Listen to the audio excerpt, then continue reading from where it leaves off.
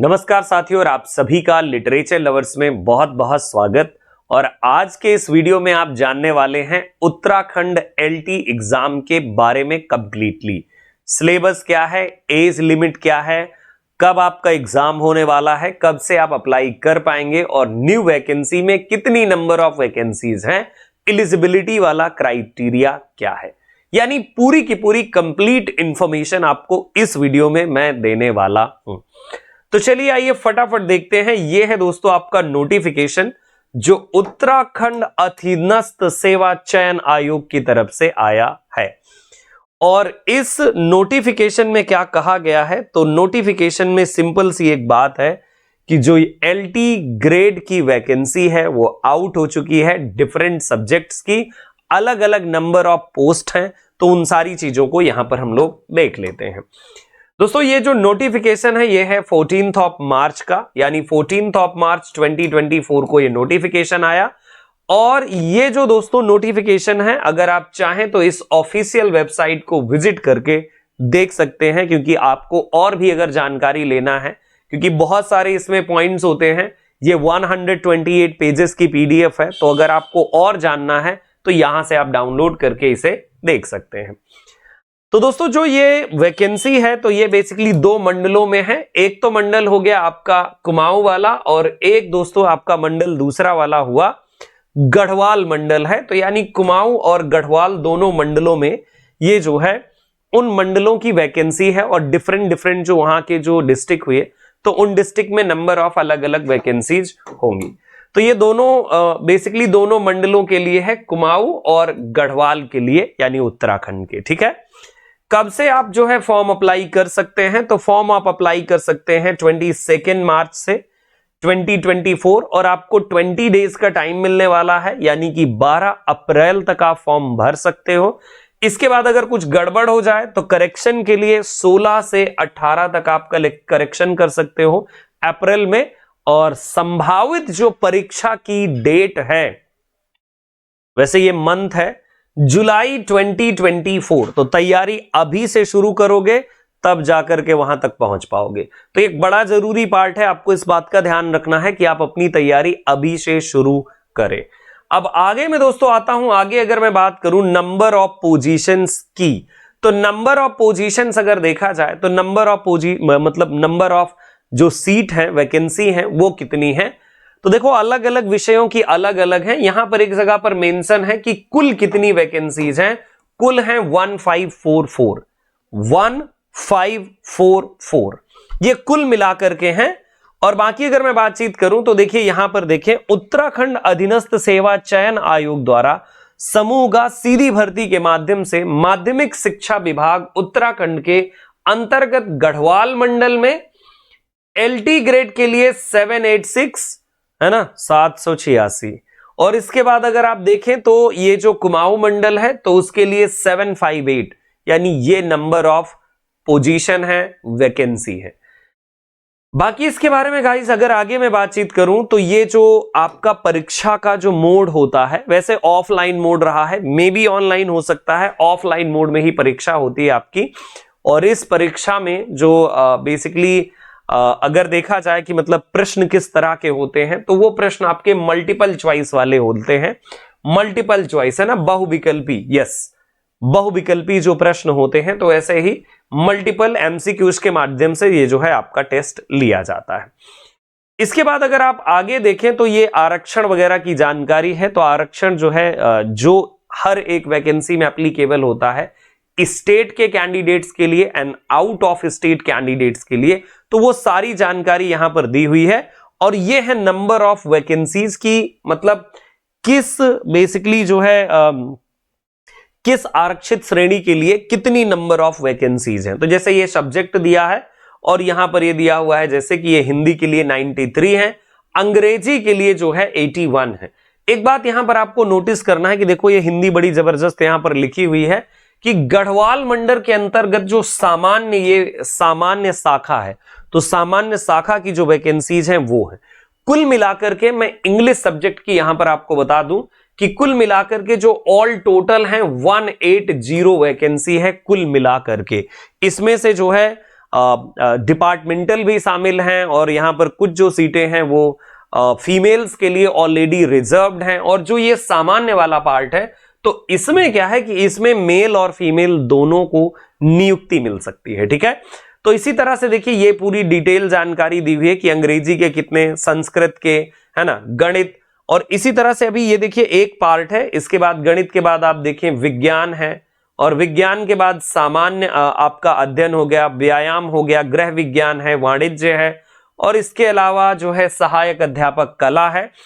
इसके बाद देखिए यहां पर देखिए महिला शाखा की, यानी अलग अलग वैकेंसीज दी हुई हैं अलग अलग, लेकिन इनको अगर आप एक साथ टोटल करो, क्योंकि अलग अलग इसलिए दी हुई हैं कि कितनी जो है ईडब्ल्यूएस के लिए रहेंगी, कितनी यूआर में रहेंगी, कितनी ओबीसी के लिए रहेंगी, कितनी जनरल कैटेगरी के लिए रहेंगी, वो सारी चीजें यहां पर जो है मेंशन करी गई हैं। तो जो महिला शाखा वाली है, तो देखिए उसमें कोई पार्टिसिपेट नहीं कर सकता। 4 अलग अलग सेक्शंस में वैकेंसीज को डिवाइड करके दिया गया है। गढ़वाल मंडल में जो है सामान्य शाखा और महिला शाखा, इसके बाद जो है जो कुमाऊं मंडल है उसमें जो है सामान्य शाखा और महिला शाखा। तो ये इसी तरह से जानकारी दी। देखिए हिंदी की फिर से आ गई 9, अंग्रेजी की फिर से 9, तो इसी तरह से देखिए अदर सब्जेक्ट की भी पूरी दी हुई है। ये नोटिफिकेशन आपका हमारे टेलीग्राम, लिटरेचर लवर्स टेलीग्राम पर अवेलेबल है, क्योंकि बहुत ज्यादा टाइम लगेगा इसको डिस्कस करने में, इसीलिए मेरा रिक्वेस्ट होगा कि वहां से आप देख लें। देखिए फिर से आप देख रहे हैं कि सहायक अध्यापक 13 अंग्रेजी के लिए, और अगर आप इसमें देखें तो देखिए सामान्य शाखा गढ़वाल मंडल के लिए, सामान्य शाखा गढ़वाल मंडल के लिए है। ठीक है, यस। अब इसके बाद हम लोग आगे चलते हैं और आगे देखेंगे आगे का क्राइटेरिया क्या है, इसे मैं थोड़ा सा स्किप करूंगा। देखिए महिला शाखा गढ़वाल मंडल के लिए, तो इसी तरह से वैकेंसीज का डिटेल आपके दिया हुआ है। बाकी ये देखिए कुमाऊं मंडल के लिए देखिए सामान्य शाखा, तो ये जानकारी आपके लिए दी हुई है। प्लीज मैं चाहूंगा कि एक बार आप नोटिफिकेशन में वैकेंसीज, नंबर ऑफ पोस्ट आप जरूर एक बार देख लीजिएगा कि आपके विषय में कितनी है, ये देखना आपके लिए बेहद जरूरी है। चलो आगे चलते हैं हम लोग। तो ये वैकेंसीज के डिटेल के बारे में अब हम आते हैं आगे। तो आगे हमारा होगा, देखिए यहां पर कुछ नोट लिखा हुआ है, उस नोट के रिगार्डिंग आपका जानना मतलब ये बेहद जरूरी है। देखिए इसमें क्या लिखा हुआ है, क्या चीज मेंशन करी गई। यहां पर मेंशन किया गया है कि जो वैकेंसी महिला शाखा की हैं उनमें सिर्फ महिलाओं का ही जो है उन्हीं की नियुक्ति होगी, और जो वैकेंसी जो है सामान्य नेचर वाली है उसमें महिला और पुरुष दोनों तरह के अभ्यर्थी, उनकी नियुक्ति होगी। ठीक है, यस।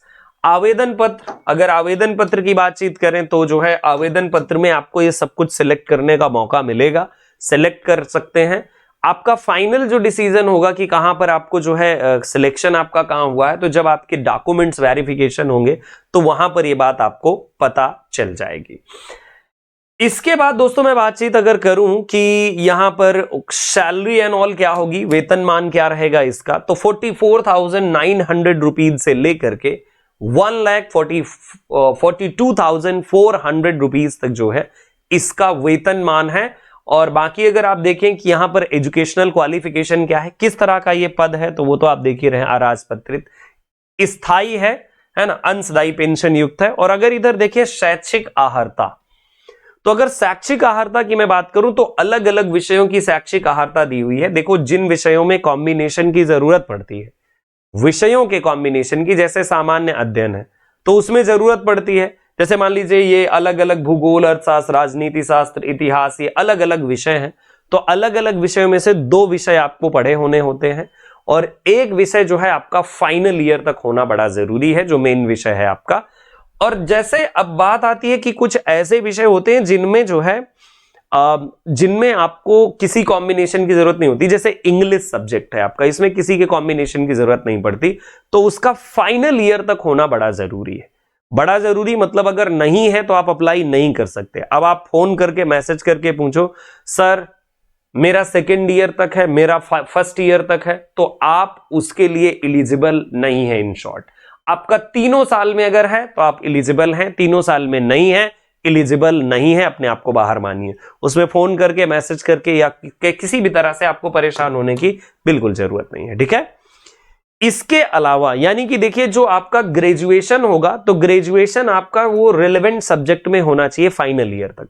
उसके अलावा जो है आपको चाहिए बीएड, और बीएड के अलावा आपको चाहिए क्या, सीटेट, सीटेट या फिर जो यूटेट होता है यानी उत्तराखंड का टेट, ठीक है, यूटेट या यूके टेट जो उत्तराखंड का टेट है, तो वो टेट एग्जाम का पास होना आपके लिए जरूरी है। ये आपका एलिजिबिलिटी क्राइटेरिया है। अब रही बात, ये ग्रेजुएशन वाली ही अलग हो सकती है। ग्रेजुएशन वाली अलग का मतलब, अब जैसे कुछ बच्चे हैं तो जिनका जैसे जो ग्रेजुएशन करते हैं तो ग्रेजुएशन में उनके विषयों में कॉम्बिनेशन चाहिए और कॉम्बिनेशन नहीं चाहिए। जैसे हिंदी विषय में कोई कॉम्बिनेशन नहीं चाहिए, इंग्लिश विषय में आपको कोई कॉम्बिनेशन नहीं चाहिए, तो यहां पर ही थोड़े डिफरेंसेस हो सकते हैं एलिजिबिलिटी में। बाकी यही है कि आपका ग्रेजुएशन उसी विषय में हो, साथ में आपका बीएड हो। बीएड में आपका वो टीचिंग सब्जेक्ट हो ना हो, इससे कोई फर्क नहीं पड़ता। मान लीजिए आप इंग्लिश से डालना चाहते हो, इंग्लिश आपका टीचिंग सब्जेक्ट नहीं रहा है, तो कोई फर्क नहीं पड़ता उससे, ठीक है।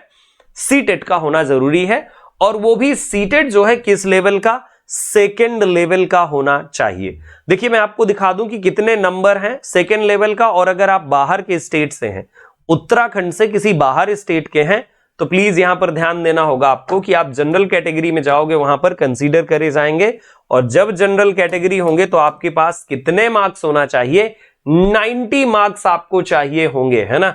यस, अगर आप अदर स्टेट है, सामान्य अनारक्षित, तो ये देखिए 90 आपको चाहिए ही चाहिए, है ना, बिल्कुल। अगर नहीं चाहिए तो फिर कोई बात नहीं है। बाकी आप देख ही सकते हो, जैसे देखिए महिलाओं के लिए ये है, हाँ, भूतपूर्व सैनिकों के लिए, स्वतंत्रता संग्राम सेनानियों के लिए इसमें थोड़ी सी चीजें जो है कम करी गई, जैसे 75 और दिव्यांग के लिए 75। बाकी अगर आप इन जनरल कैटेगरी में आते हैं तो फिर आपको 90 चाहिए। बाकी अगर आप उत्तराखंड के हैं तो जो भी आपकी कैटेगरी है, यहां से आप अपनी कैटेगरी देख सकते हो, उतने मार्क्स आपको चाहिए होंगे, ठीक है। ग्रेट, ये बात आपको पूरी की पूरी समझ में आ गई। इसके बाद आगे की बात में देखिए हमारी जो चर्चा होती है, तो आगे की बात में देखिए हमारे पास ये चीज बचती है कि सिलेबस क्या होना, मतलब क्या है सिलेबस इसका, है ना, और अपर एज लिमिट। दो चीजें जो है हमारे यहां पर फोकस करने के लिए हैं। आइए हम अपर एज लिमिट को देख लेते हैं, कहां पर दी है अपर एज लिमिट। अधिमान आयु, आयु के मामले में देखिए यहां पर सीधी सी बात है कि कम से कम तो देखो भाई 21 साल है। 21 साल से पहले तो आप शिक्षक नहीं बन सकते, 21 ईयर मस्ट है। अभी देखो एक बात और आती है, अपीयरिंग वगैरह वाले, अपीयरिंग नहीं, कंप्लीट चाहिए, अपीयरिंग से कोई मतलब नहीं है आपके, ठीक है। चलो 21 ईयर और अधिकतम 42 ईयर हो सकती है। अरे काफी है भाई, 42 ईयर कम थोड़ी ना। बाकी आरक्षित जो श्रेणियां होती हैं तो उनमें मैक्सिमम 5 ईयर तक की छूट होती है, और बाकी जो अप्लीकेबल होगा 3 to 5, 3 ईयर टू 5 ईयर, तो वो अप्लीकेबल होगा। तो आयु सीमा जो है कम से कम 21 साल। कहां से गणना होगी, तो 1 जुलाई 2024 तक आपके कम से कम 21 साल पूरे हो जाने चाहिए, और 1 जुलाई 2024 तक आपको 42 साल से ज्यादा, 42 ईयर से ज्यादा नहीं होना चाहिए, ठीक है। यस, अच्छा, इसके बाद अब ये हो गई आयु वाली बात, और बाकी आयु आवेदन की पात्रता वगैरह ये सब आप लोग देखेंगे। इसके बाद मैं आपको सिलेबस की तरफ ले चलूंगा, सिलेबस में क्या पार्ट है, क्योंकि मैंने सारी चीजें जो है आपको दिखा दी, जो जो जरूरी पार्ट है, बस थोड़ा सा आपको सिलेबस वाला पार्ट में दिखा देता हूं। सिलेबस के लिए जो इंग्लिश के स्टूडेंट हैं उनके लिए मैं एक सेपरेट वीडियो भी दूंगा, लेकिन अभी तो जस्ट मैं चाहूंगा कि आप बिना सेपरेट के यहीं पर आप देख लीजिए कि सिलेबस है क्या आपका। ये लीजिए सिलेबस, इंग्लिश वाला सिलेबस अलग ही लेवल का आता है और अच्छा सिलेबस है। एक तो देखिए इसमें जो परीक्षा की रूपरेखा होती है, थोड़ी सी बातचीत कर ली जाए तो परीक्षा की रूपरेखा में देखिए आपको मतलब जो पेपर आपका होने वाला है, तो उस पेपर के 2 पार्ट होते हैं। एक तो आपका विषय वाला पार्ट होता है, और दूसरा जो पार्ट होता है आपका, तो दूसरा पार्ट होता है आपका सब्जेक्ट वाला। तो सब्जेक्ट और जो सामान्य है वो दोनों चीजें यहां पर शामिल होंगी। देख लेते हैं थोड़ा सा प्लीज। ये देखिए हिंदी का सिलेबस है ये, और हाँ ये है देखिए जनरल पेपर वाला syllabus, reasoning test and general knowledge वाला, ये देख लीजिए। एलटी ग्रेड के लिए syllabus for the post of assistant teacher LT grade part 1B, reasoning test and general knowledge, common to all subject. भाई किसी भी विषय से आप हो, आपको ये देना ही देना है, मस्ट है आपके लिए। ये देख लीजिए क्या क्या चीजें हैं, यूनिट वाइज पूरा का पूरा डिवीजन है। आप चाहें तो इसे देख लीजिएगा, समझ लीजिएगा क्या क्या पढ़ना होगा, है ना। तो वैसे ही जैसे यूपी में भी देखिए होता है एलटी ग्रेड वाला एग्जाम, तो उसमें भी ऐसे ही पार्ट रहता है। तो ये वाला पार्ट होगा। और दूसरा जो सेक्शन है, जैसे ये हिंदी विषय का सिलेबस है, इसी तरह से इंग्लिश विषय का ये सिलेबस देखते हैं, क्योंकि इंग्लिश की बेहद जरूरत होती है हमें यहां पर, है ना। ओके, ये देखिए इंग्लिश विषय का आपका सिलेबस है। तो इंग्लिश विषय के सिलेबस में देखिए दो ही चीजें होती हैं, ग्रामर और लिटरेचर। तो ग्रामर और लिटरेचर का कॉम्बिनेशन है इंग्लिश ग्रामर, जिसमें parts of speech, tenses, article, preposition, subject verb agreement and transformation of sentences. तो ये हो गया आपका यूनिट 1 का पार्ट। इसके बाद देखिए यूनिट 2 के पार्ट में क्या है, इंग्लिश यूसेज वाला पार्ट है, one word substitution, antonym, synonym, spotting error and figure of speech comprehension, जैसे हर एक एग्जाम में होता है।